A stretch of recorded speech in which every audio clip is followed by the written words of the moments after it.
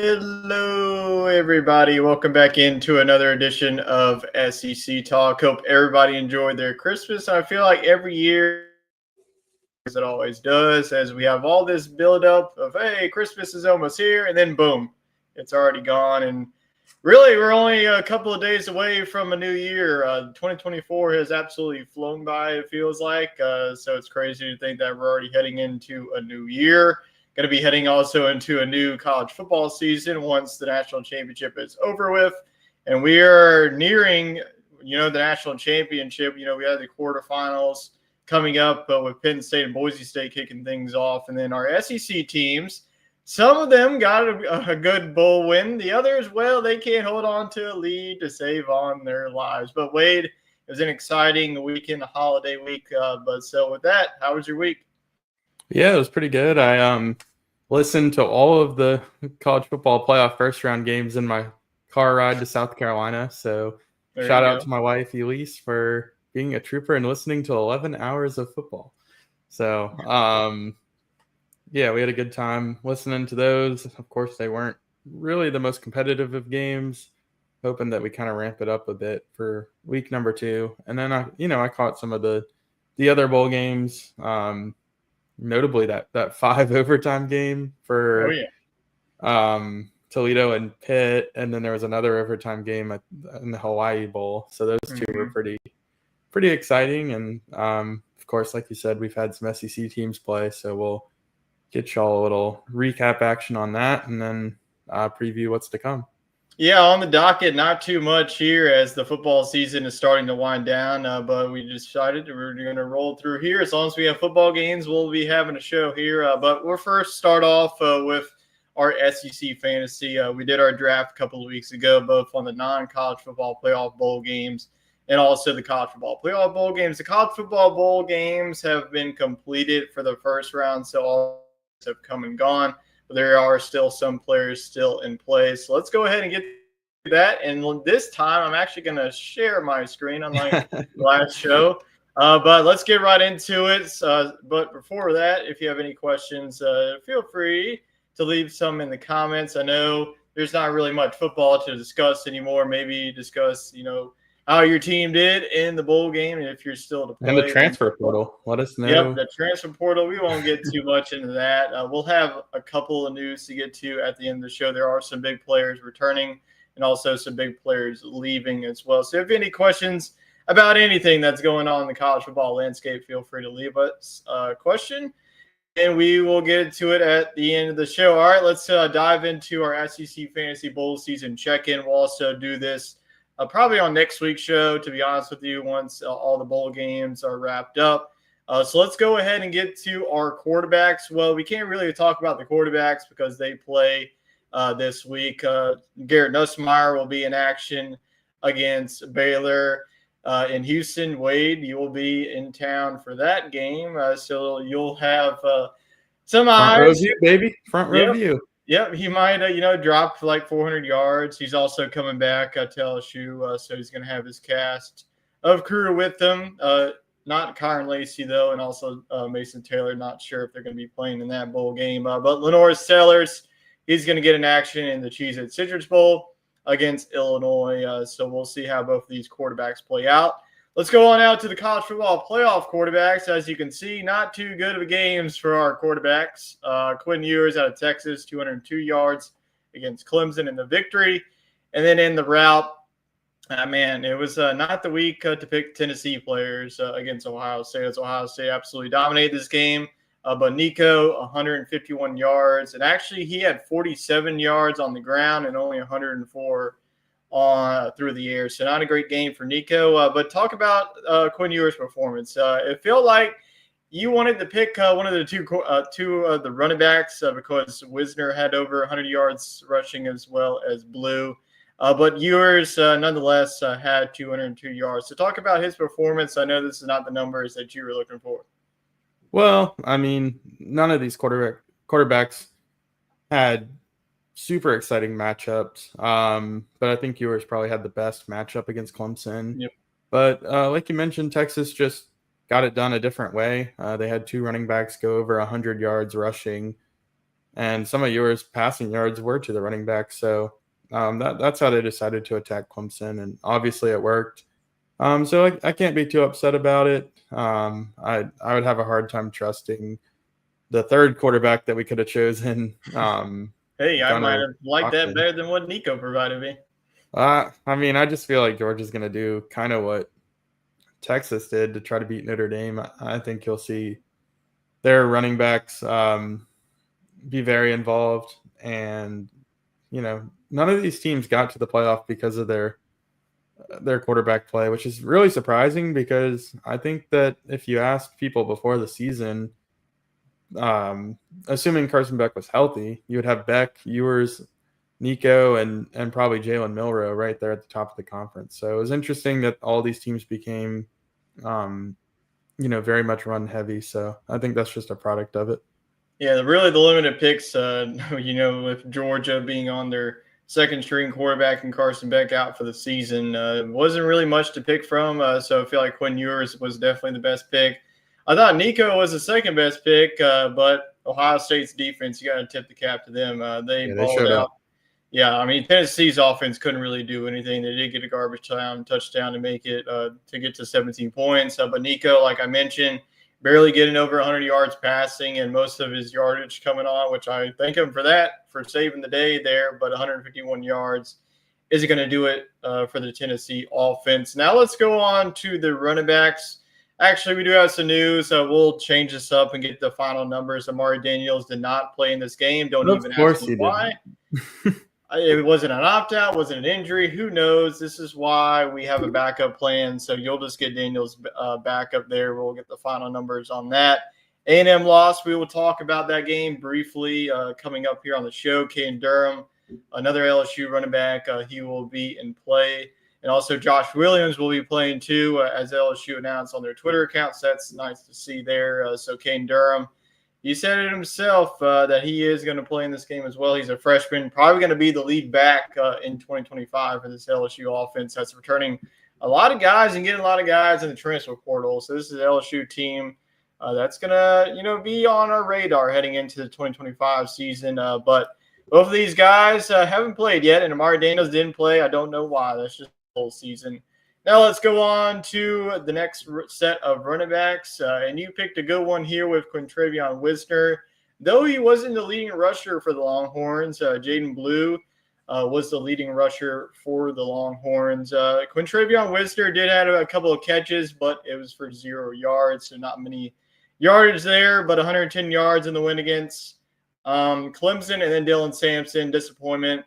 Nothing really that he could do. He played in this game, though he got hurt. So we'll see if Wade allows me to go to the running back or not. I don't think it's going to matter to me because Tennessee's a running back close to what Quintravion Wisner did, so 110 yards. But, I got to tip your cap for this pick. I mean, Quintravion Wisner down the stretch has been the guy for Texas. So talk about Wisner, how he did against that Clemson defense. Yeah, it was just Texas's game plan all along to use their two running backs. And, I mean, like you said, he wasn't the leading rusher in the game, but if you told me he had 110 yards when I picked him, I would have been very pleased with that. So I think it kept him fresh, kept him healthy.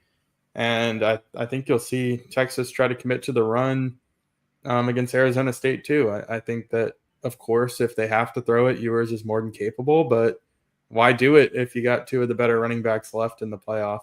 And on your side with Sampson, that was sneaky of Tennessee. I think that they got scared of the Florida State situation last year. And, the NFL has the injury report. College football does not. That's what happened to me with James Conner. Yeah, they just did not disclose that injury. So, yes, you can have his backup. I was already thinking of that when I was listening to it. But, yeah, that was a shame because if we had heard that he was hobbled, I don't think you would have taken him number 1 overall. But as it stands, we'll find you a replacement for Sampson. and I'll find a replacement for Daniels, and we'll just kind of piece this thing together. Yep, replacements galore. This is what's the pros and cons about having this draft in the bowl season. But yeah, disappointment all around for me. I was too high on Tennessee. I thought they could go into the horseshoe and pull off the upset, and boy was I wrong. Ohio State dominated that game from start to finish. So Dylan Sampson not going to be used. His backup will be used. Like I mentioned, tune in to next week's show. We'll have all these numbers compiled.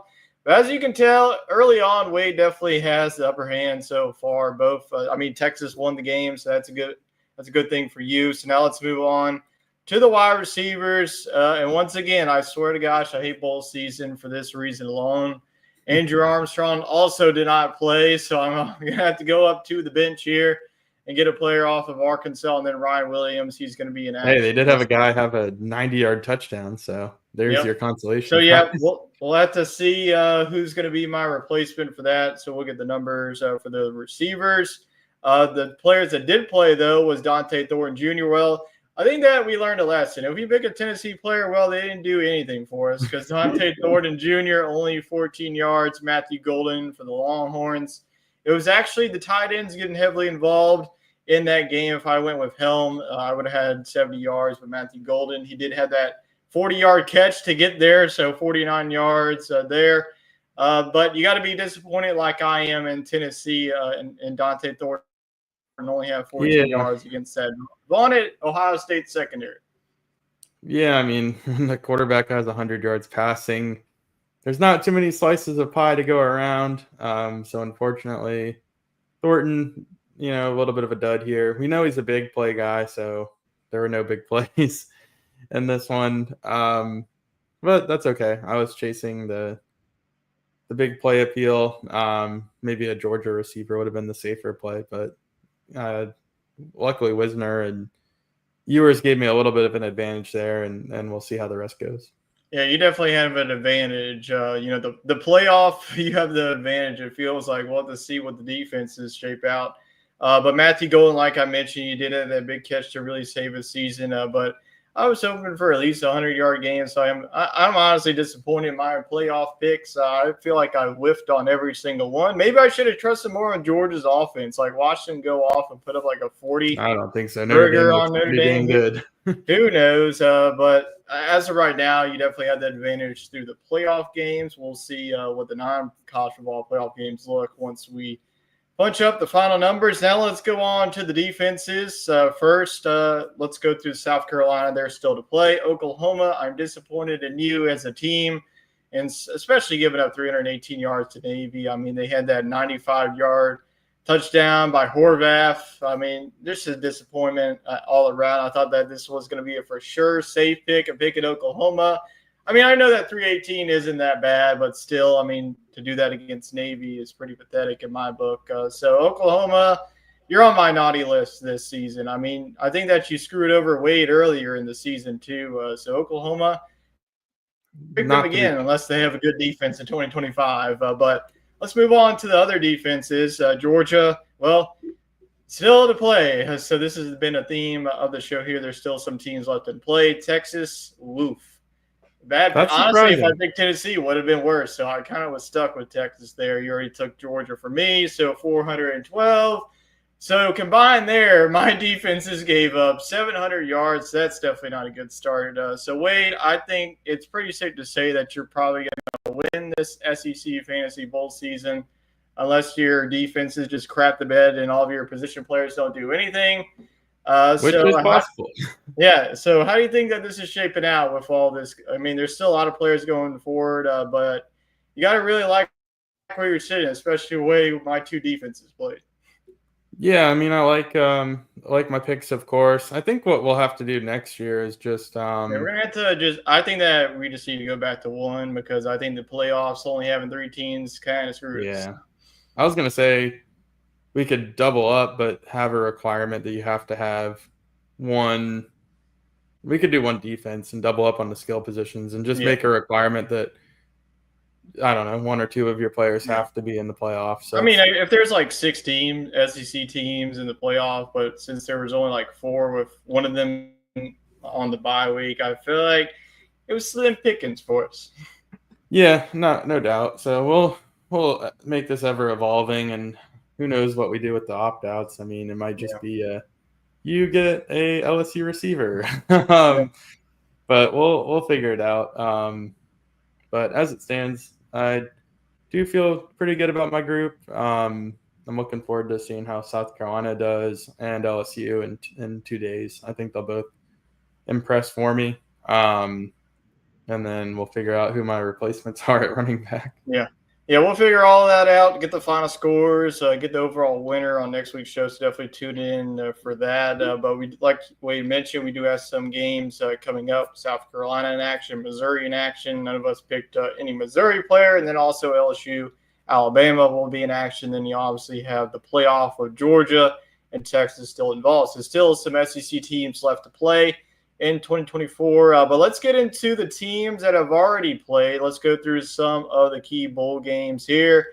The SEC, not too bad. I mean, you have the Oklahoma losing, USC beating Texas A&M, and obviously Tennessee getting boat raced by Ohio State. But let's start off with the first game. I'm going to really talk about most of these games. I mean, we'll go through the key highlights of what happened here. But we all picked Florida. I think it was for a particular reason that really Tulane – with their star quarterback entering the transfer portal and going to Duke. I mean, Tulane just didn't really stand a chance in this one. Florida did get off to a slow start. It was a low-scoring game going to the half, and then Florida and DJ Lagway really turned it on there. As Florida, we talked about down the stretch, they had some really big wins, beating Ole Miss. Obviously, beating Florida State. I know that Florida State was down, but that's still a good win to finish off your season. They beat LSU at home, and then obviously getting this win against a Tulane team that had really good defense here, but Florida was able to put up 33 points. So I think that with Florida, obviously with how that schedule is set up for next season, they're going to be playing the same teams, but it's going to be flipped. So, like, they'll have to go on the road to LSU, and then they'll have to go to the road against Ole Miss. But you got to like, Florida – what they're returning both on offense and defense. So how do you think that overall how this Florida team finished? I mean, I think that if you would have told me that they would have finished the season with 8 wins, I think that every Florida fan would have taken that given their schedule. So how are you liking this Florida team heading into 2025? I think momentum's a big thing, and I think they got it. Winning, 4 straight games to close out the year? They did. So very impressive. I mean, this team could have gone the other way and finished the year 4-8 and been head coach shopping at this point and have no momentum. So I think momentum is crucial in the SEC, and I think that you could probably rank them no worse than 8th in the conference going into next year, which I think is a much better starting spot than they were last year.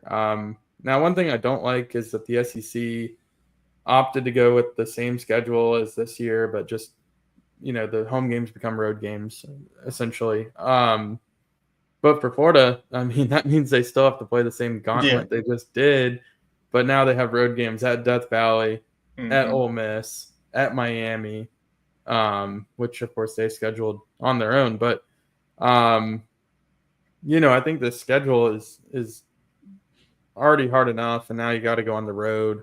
I don't think it's fair to make them play that schedule 2 years in a row, but I mean, obviously they handled it pretty well this year. So no, I don't think Florida's like a national championship contender. I don't think the schedule allows for that, but I do think that they could easily go 8-4 again next year. Yeah, I definitely agree with that. And like you mentioned, the schedules just came out a couple of weeks ago. We'll get through that once we get to our preview segment. We usually go through each team's schedules before the season, so we'll get to that when the time comes. But big win for Florida, and that's a terrific job by Billy Napier. I mean, that was a guy that was on the hot seat for feels like the majority of the season, and then Florida's AD comes out in the middle of the season after the Georgia loss, and he was like, all right, Billy Napier is going to be our guy, and they are sticking with them. And this team rallied around him. So big victory for the Florida Gators. Not so big of a victory for Oklahoma. They had it in their grasp, it felt like, when they were up 14-0 against Navy. But Navy, got to talk about them. Terrific season for them. I mean, they went undefeated before that Notre Dame game. Then they lost back-to-back games. They beat Army. They beat Air Force. So they won the Commanders-in-Chief trophy. And they ended up beating an SEC opponent 21-20.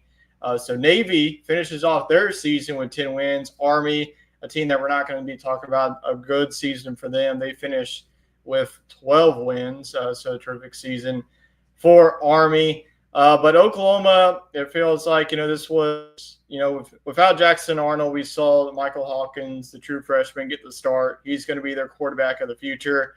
But it was the defense in the second half that really gave this one away. Like I mentioned, when Blake Horvath, that 95-yard touchdown run really vaulted this comeback. Oklahoma tied it with a couple of seconds left on the clock. Brent Venables decided to go for two. It was a good play call, but Navy's defense was there, and you see the final score: Navy 21-20. It's Oklahoma finishes with a 6-7 record in their first season in the SEC. So a pretty disappointment season for Oklahoma. This was a team, that was right in the mix in the SEC in the middle of the season. They got that big victory against Alabama late in the season and really knocked them out of the college football playoff. But do you think that any changes need to be made heading into the 2025 season? Not maybe at the head coach position, but maybe at defensive coordinator OC? Because I feel like the Oklahoma throughout the season was just abysmal. So what are your thoughts on Oklahoma losing to Navy?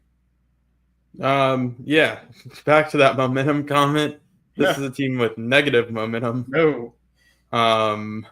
They lost, I think, their starting running back, wide receiver, and quarterback to the portal. So that's not a good sign. I'm not overly confident that Jackson Arnold's replacement is going to be better, and they screwed up by benching Arnold earlier in the season and then bringing him back.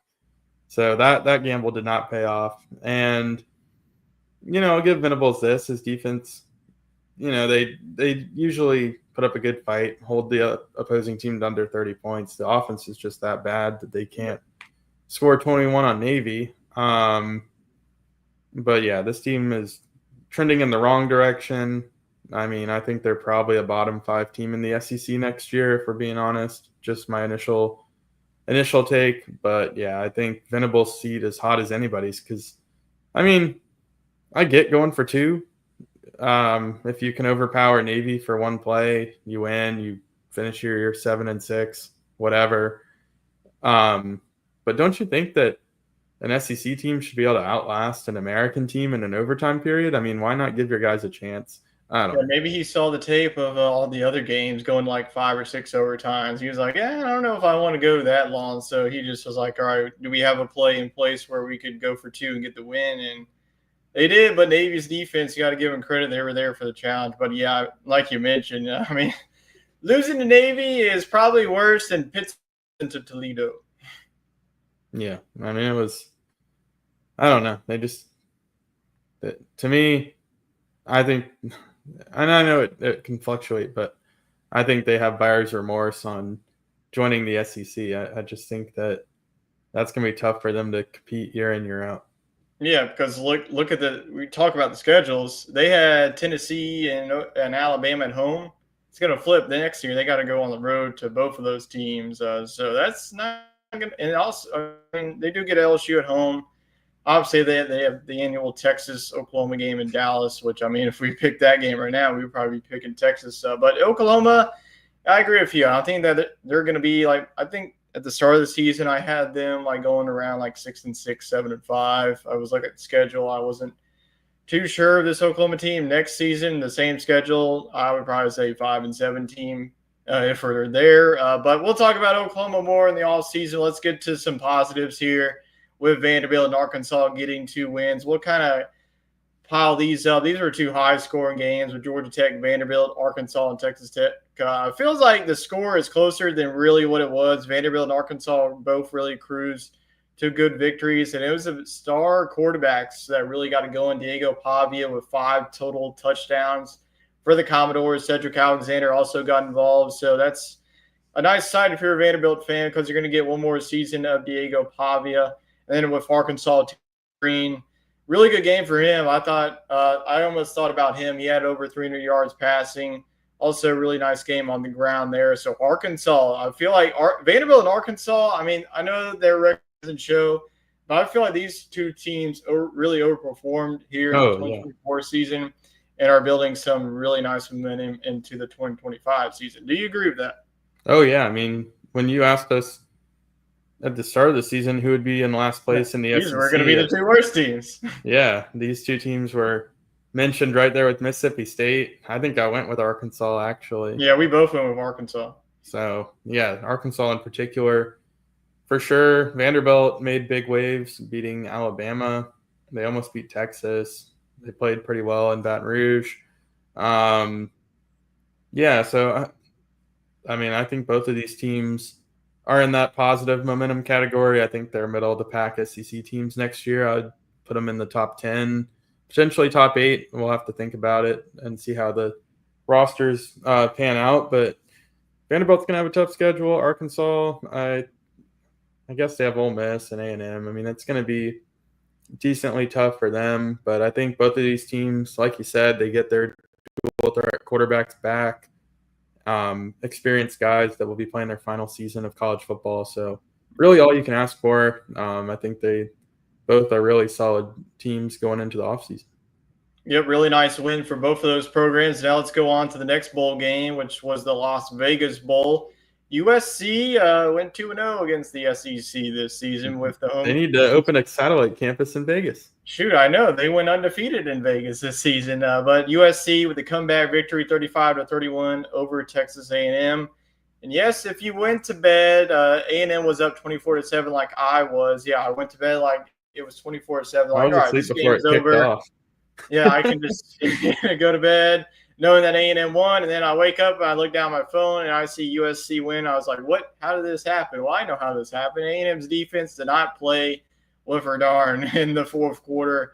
USC, no Miller Moss, no problem in this one. No, they didn't even have their two-star wide receivers either because they're both in the transfer portal, and they still put up 35 against Texas A&M. But I think that we're going to look back at this A&M team as a whole. This was a team that, I mean, it was right to the end, still an SEC championship berth away. I mean, if they beat Texas, they're in Atlanta.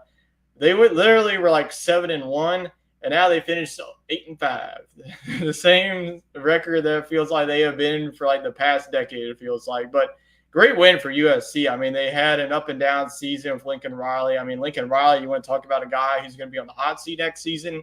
He's on the short list there, but you got to give credit to USC. There was a lot of opt outs. I mean, Barry Alexander, he's in the transfer portal once again, going to like his sixth school in his college career so far. But this has to be a disappointment if you're an A&M fan. I mean, you pretty much had your guys except for Amari Daniels. He did not play in this one. But you did have Marcel Reed, who is going to be your quarterback of the future. He played pretty well. But your defense, when you needed them the most, they failed down the stretch as USC gets this victory. So, we talk about the trajectory of these teams so far. I can get a grasp on Florida, the teams that we talked about. I have no idea what to expect from A&M in 2025. That's what I was going to say too. Yeah, so go ahead. I know that you're disappointed as well with this outcome. A&M would have been a terrific season, again, the 9 wins, but it feels like a disappointment finishing 8-5 after a terrific start in Mike Elko's first season. Yeah, and I'm not panicking because of the start. I think that there is some talent here. I think they managed the roster well with the transfer portal and the recruiting class they got coming in. So I don't think this team's in bad shape, but I don't know. It kind of reminds me of the 2010 South Carolina season, which is pretty obscure for most of y'all, but that was the year South Carolina won the SEC East and got throttled by Auburn twice and Cam Newton. But it was like big for the program because they got to 9 wins. They got to go to Atlanta, had some really nice wins, and then looked like a bad football team in a few games. So that's kind of what A&M reminds me of. I think that I still think they're ahead of schedule under Mike Elko. I had them going 6-6, so 8-5 is plenty good in my book. I don't know that they're going to be a contender next year, but I think they're definitely like a top 7 or 8 team. So, and if they finish below that, Elko should be gone because, again, it's just mismanaging talent. Yeah, they're going to be spending 100 million like every pay period at this point if they don't go like anything above 8-5 at this point. But yeah, disappointment for Texas A&M. We won't really talk about the other two games because like the first round games happened. It feels like forever ago. So we'll just give you the scores. Texas moves on, beat Clemson in this one, 30-24. I mean, I know that score was 30-24, but if you watch that game, I mean, Clemson was never in that game. It feels like. I mean, Clemson did get nothing was all Texas. So it was just feed the running backs and let's move on. And obviously the next one, I think that Tennessee fan just want to forget about this one and move on to the next season.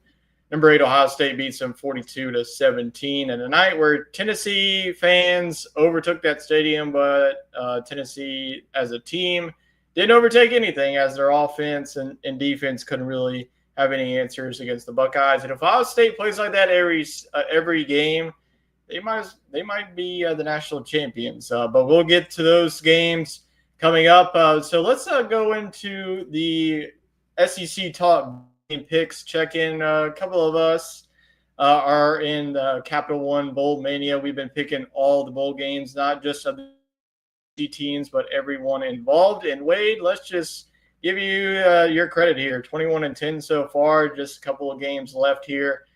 Myself and Chet are tied in second with 17-14. Jacob bring up the rear 16-15. It's going to be pretty hard to catch you because I know you and I pretty much have the same picks and we have the same national champion with Texas winning it all. So pretty big lead for you. So 21-10, that's pretty impressive. I feel like I had a stretch like as of that, like the Miami losing was a dud. Colorado getting blown out was a dud. Like I've had like the Saturday and Friday games just absolutely tanked me because I was cruising for feel like a couple of weeks. So we just have a couple more games left. So we will see who's the winner. But it feels like Wade is just gonna ride off into the sunset and win this Capital One Bowl Mania little challenge that we have here for SEC Talk. But we do have some games this week. Starting off with the college football playoff games and picking, we already picked all of our other SEC games that are in action this week. So our focus and now turn to the quarterfinal games. We do have 4 games this week, and this is a lone New Year's Eve game. So the final college football game in 2024 will be a good one between number 6 Penn State versus number 3 Boise State in the Verbo Fiesta Bowl out there in Phoenix, Arizona. Penn State coming off of a dominating performance against SMU that game. Penn State didn't really sweat in that one. I mean, their first 2 scores were 2 pick sixes. They were already up 14-0 before their offense even took the field. So Penn State routed SMU in the first round. As you all know, Boise State, they are on the bye week. And we know their star running back, Ashton Genty, he's definitely going to be a factor in this one. So Penn State's defense, though, is going to have a tough challenge. But who you got in this one out west between Boise State and Penn State? I'm very, very tempted to go with the Heisman runner-up. I think he's going to have a pretty good game. But Penn State was very impressive in their first-round game. That defense looks like they could win a national championship. Oh, yeah. Them and Notre Dame, I think that their defenses completely transformed my thoughts on these teams. I know I picked Penn State to do well in our bracket prediction, but it was mainly because of the schedule they have to get there. But now I'm a true believer in this team. I think Drew Auer is probably the best quarterback in the bracket, and I think they got the best defense. So I'm going with Penn State. Yeah, welcome to believing in Penn State, Wade. I've been on them pretty much all season. I'm just waiting for them to really show what they're capable of. And against SMU, if they're not playing Ohio State or Michigan, Penn State is going to win. I mean, I don't really see this one being close. I think that Boise State is just overmatched. I mean, they got one dude. If Ashton Genty doesn't really have a game that he's been having pretty much all season, Boise State won't even do it close. I think if he even goes over 100 yards, it won't even be close. I just think that Penn State's defense, I just don't think that Boise State has seen a defense like that all season. I really believe in Penn State's offense as well. Drew Aller, rough season that he had last season. I think that he's really stepped it up this season. I just don't know how Boise State's going to stop the 1-2 punch of Katron Allen and Nick Singleton. So I think the line right now is like 10. I think that Penn State really just shows who's boss in this game. So give me Penn State. And we're all rolling with the Nittany Lions, so we'll have Penn State moving on to the semifinal in the Capital One Orange Bowl. So we all have the Nittany Lions. We'll see if Boise State can continue their Cinderella story. We will see in about 24 hours what's going to happen in that game. But we're all rolling with the Big Ten in this game. And let's go on to the next one, and this is going to be our SEC talk game of the week between number 5 Texas versus number 4 Arizona State. Texas coming off a dominating performance against Clemson at home to move on to the quarterfinal round. Arizona State, last time we saw this team, they absolutely dominated a team that just beat Miami in the Pop-Tarts Bowl in Iowa State. So this is going to be a really interesting game. Arizona State coming off of the bye week. So, how does a team, they were just rolling. So how do they do coming off of a rest week? Texas coming off of a game week as well. So I know that Texas is our national championship pick. Are you going away from that? Or are you still saying hook 'em?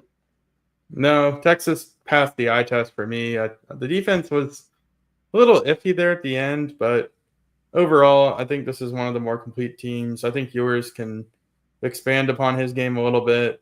I think they can run the ball just fine on Arizona State. Again, kind of like Boise State. You got a really good running back, but the rest of the team probably isn't there. And look, if Texas boat races Arizona State and Penn State does the same to Boise, I mean, you got to think that when they change the format in 2 years, when they're allowed to, they're going to do away with these automatic buys because the 5 and the 6 seed, not only did they have to play an extra game, if they come in here and beat these teams that got the bye week, I mean, that just disproves the entire situation. So I don't think it's going to be a blowout, but I do think Texas wins. Yeah, I think it's going to be a good game. This is the Chick-fil-A Peach Bowl, that is. So Texas back to Atlanta. They were just there. They have to go to Atlanta if they get the Natty. Yeah, that's true. So they might have to go to Atlanta 3 times in one season. But if you ask them that, they will definitely take that. But I think, Cam Scatterboo and Arizona State's been a good story. They were picked in the preseason to finish last in the Big 12. So it's been a really nice story. But like Boise State's story, this will end as Texas. I think they're just overall a better team, a complete team. I mean, Quinn Ewers in big games like this, he just steps up. And then you have 2 running backs. I mean, if Jaden Blue and Quintrivion Wisner could just get 100 yards every game, Texas is going to win every game. And Texas defense, I know, was a slow start and a slow finish against Clemson. So I think that they're going to rebound with a good showing on the defensive side there. And if Texas win this game, guess where they got to play next? In Dallas. So, yep, if they win this one, you might as well just book your ticket now to the national championship because they ain't going to lose if they play in Dallas. And Chet's also going to go with the Longhorns. So a clean sweep so far for the first 2 games of this college football playoff quarterfinal. Now let's move on to the next game, which features a Big Ten matchup and a rematch of one of the best games here in the college football regular season. Last time we saw these 2 teams was in Eugene, and Oregon won this one 32-31. So the Buckeyes, they show that they belonged in this playoff with dominating 42-17 victory over the Volunteers. Like Oregon and all the rest of the teams who are in the top 4, they get a bye. But Oregon has been the number 1 team for a reason. So do you have the Ducks advancing on to the semifinal round? Do you have Ohio State pulling off the upset and getting a little bit of revenge here? This one's very tough. And poor Oregon. I mean, this is not an easy road here. No, this path is awful. I mean, they get to play the team that they already beat, and then now you're telling me they get to play Texas and Dallas if they win this game. So that's not a recipe for success if you're Oregon. No, but I do think they can win this one. I mean, Ohio State, I think they got a very talented roster, but this game is out west, and Oregon's been scheming for it. They probably knew in their heart Ohio State was going to beat Tennessee, so I think they've been ready for this one. And I think Dylan Gabriel says, "Hey, wait, what about me?" Maybe he doesn't get some of the national love that some of these other quarterbacks that we've talked about are getting. So I think they do win game 1, but yeah, if you have to book them for a road game at Texas, I mean, that's going to be tough. Yeah, I think like you mentioned there, I think the 1 seed gets screwed in this format. Whereas like a team like Penn State, they lost to Oregon, they got the better path. So something needs to change about the seeding. I mean, Oregon facing a team like Ohio State in the second round. I don't know. Something the format needs to be changed, but nonetheless, I do have Oregon winning this one again. Every time that I've seen Oregon in the Rose Bowl, they put up like a 50 burger. I mean, every time that Oregon is in the Rose Bowl, their offense just cannot be stopped. I mean, whether that's Justin Herbert, Marcus Mariota against Jameis Winston in that game. So Oregon is just dominant in the Rose Bowl. I know that's tough to beat a team twice in a season, but hey, Georgia did it against Texas. But nothing to discredit against Ohio State. They're playing well down the stretch. I think that they're going to be able to keep up offensively with Oregon. It wouldn't surprise me if this gets into like the high 30s or the low 40s even. It's a fast track out there in the Rose Bowl, so wouldn't be surprised with that. But I think that Oregon, they're a team on the mission. They're a team on a mission right now. So give me the Ducks in like a 38-35 type of game. And Chet's gonna go the other way. Go with the Buckeyes here. Go get a little bit of revenge here in this game. So honestly, if Ohio State wins, I wouldn't be shocked. But we're gonna roll with the Ducks, and Chet will roll with the Buckeyes there. So this is our first disagreement on the show. We'll see if there's any more as we have one more game, which features in the All-State Sugar Bowl down there. New Orleans, number 7 Notre Dame, coming off of dominating performance against Indiana. That was another, like, the final score was like, oh, that's close. No, it wasn't. Absolutely dominated Indiana. And then Georgia, number 2, Georgia, a different Georgia team that we're going to be seeing. No Carson Beck in this game, but they're going to have everybody else playing in this game. So you're going to go with upset here because I know that there's going to be a lot of Georgia fans taking over. So you like the Fighting Irish here in this spot, or are you going to go with the Dogs moving on? I gotta say, I'm a Notre Dame believer now. Ooh. And I know Georgia's gonna bring fans, no doubt. But I just feel like the vibes on this Georgia team are a little down right now. I mean, they won the SEC championship, and I feel like nobody's really talking about them, even though they did that. I feel like the whole Carson Beck situation is really weird. His coach won't even give an answer of where he is. Even with them hurt, like, why aren't you in Athens helping out the backup quarterback? Like, I just don't get it. And I feel like we were already questioning their depth at receiver and corner, and I just feel like maybe Notre Dame has a little bit of an advantage for having played this past week, getting some momentum. I mean, their run game looked terrific. They got 2 of the better running backs in this playoff. Riley Leonard looked serviceable. I mean, I think he's probably better than what Georgia rolls out. So I don't know. I just I'm not saying that every team in this playoff could beat Georgia, but I think Notre Dame's one of the select few that could. Yeah, I did not see that coming a couple of weeks ago of you picking Notre Dame against Georgia, but hey, that's the circumstances that we're here. I mean, Georgia is going to be without Carson Beck, so it's going to be a lot riding on how that defense is going to be playing. Because if Georgia's defense isn't playing their A game, I think this could get away and go into Notre Dame's favor. But Georgia's going to have a game plan of how do you stop Riley Leonard rushing and also Jeremiah Love. Because you saw Indiana, they couldn't stop Jeremiah Love or for a lick, especially in the first half when he went off for that 98-yard touchdown run. So you got to limit the big plays if you're Georgia. I think that's going to be a defensive battle nonetheless. I mean, Notre Dame, one of the best defenses in the country, Georgia as well.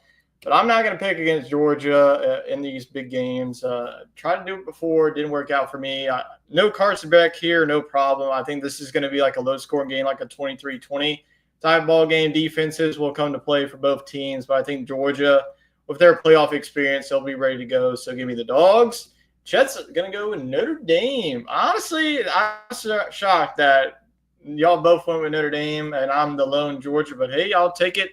But we will see what happens in the Sugar Bowl. That's prime time. I'll really be interested to see who comes away in this one. And the winner of this one gets the matchup of either Penn State or Boise State. So you might have a little shakeup if Notre Dame wins this one there. So Going to go ahead and go back to us.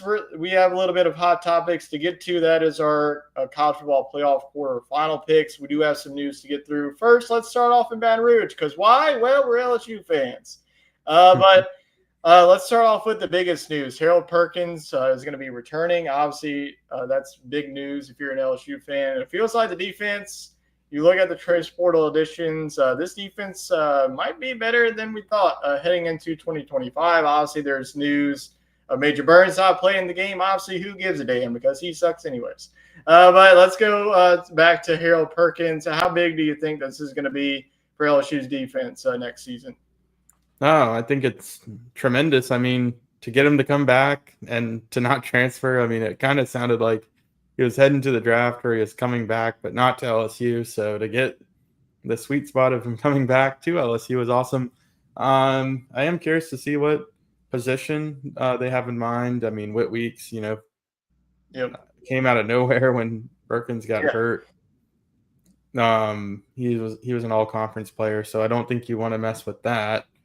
I mean, I think he's most effective as an edge rusher. Swinson's gone.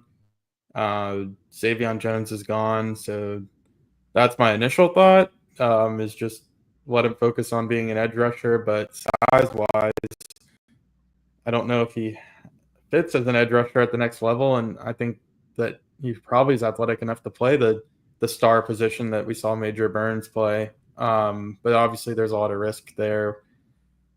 Learning a new position in your final collegiate season. But yeah, I'm pumped. I think if we see him at edge, I mean, I feel really, really good about this LSU defense.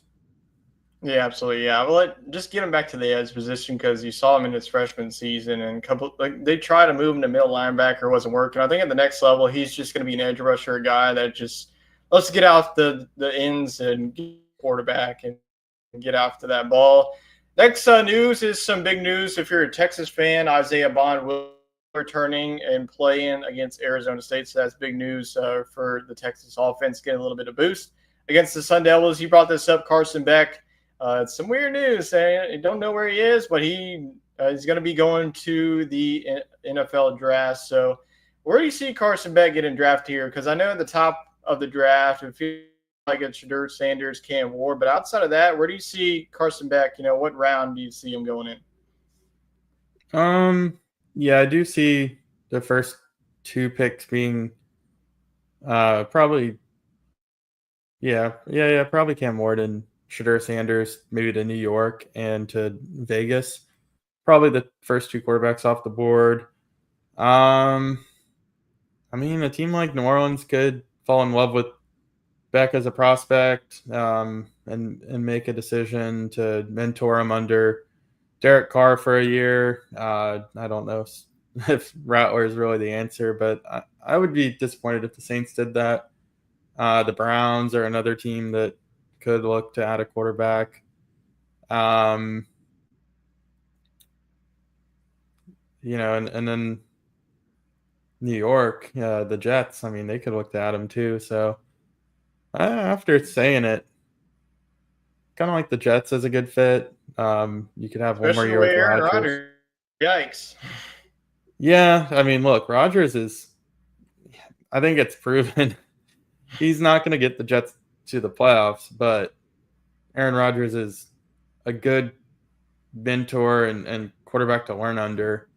If you let him run it out one more year, say you bring in one of these quarterback prospects, he's going to have as good of mentorship as anywhere and then be ready to go the next year. So it's kind of a way to get a discount on what a lot of people believe to be the number one prospect going into the year. So I think that'd be a good fit, but I'm sure I'm missing somebody. So who you got?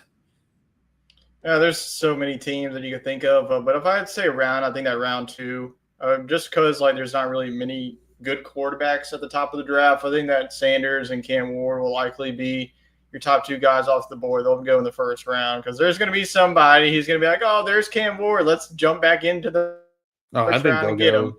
First three picks, those two guys. Oh yeah, definitely. So I mean, I can see but I do think there'll be a gap, as you're mentioning, between. Yeah, the Giants will more than likely take a quarterback Jacksonville is going to do. Like, do they trust Trevor Lawrence to be their franchise quarterback? Maybe they just start at the rebuild. Obviously, Vegas is going to be the team that's going to be looking at quarterback, especially with the way that, Gardner Minshew, kind of do it for them moving forward. But yeah, we'll get to that as it gets closer. We usually run through a mock draft. We'll get a little bit of better visual of what teams will need, where teams will be at. So those are our hot topics. We do have one question. It's not an SEC. You know what? We'll answer it anyways. How good do you think Kansas State will be next year? A big comeback win on Boxing Day against Rutgers. Yes, I would have been heavily disappointed because if it wasn't for Kansas State, I would have went 0-4 on that day in bowl picks. And a big win over Colorado earlier this season. Wade, does Kansas State finish top 15 next season? Who knows with the Big 12? Hey, look, I'm always pretty high on Kansas State. I think that the terrific coach and Kleinman, and with Avery Johnson coming back, I mean, that's probably as good a quarterback play as anybody's going to have in the conference. Yep. So yeah, I'm pretty high on him. I'm not sure what the schedule looks like, but if you've already got the win over Colorado this year, I mean, I think you can certainly beat him again the next year. And sure looks like some of those other powers like Utah and Oklahoma State are going to be in rebuild mode. Arizona State's going to have to hit the portal if they want to be competitive again. So yeah, I like the direction for the Wildcats. I think early on, I think that Kansas State's definitely going to be a top 3 team in the Big 12. Especially with Avery Johnson coming back, that's going to be big for that offense. Defense, with Chris Klieman being your head coach, your defense, it feels like it's always going to be consistently good, even though they gave up 4 Rutgers with bowl season and ends up at 12. Colorado is going to fall off. Utah, who knows of them? Oklahoma State, yeah. It's too early to be talking this, but I think that early on, I think that Kansas State, at least a 9-win season for them and a top 3 team in the Big 12. All right, that is it for our show. We talked a little bit about the college football playoff preview and picks. We're definitely going to be tuned into that on New Year's Eve and also New Year's Day as we ring in the new year. So we'll be back next week talking about the semifinal matchups, and we'll see how many SEC teams are left. Will it be 2? Will it be 1? Will it be none? If there's none, well, we're just going to be talking about the college football playoff semifinals regardless, and then we'll also recap our other SEC teams involved in the other bowl games. So definitely tune in to next week's show as we start to really tie the bow on this 2024 season and get closer to crowning a national champion. We appreciate everybody for tuning in to this week's edition of SEC Talk, and we will see y'all next time. So long for now.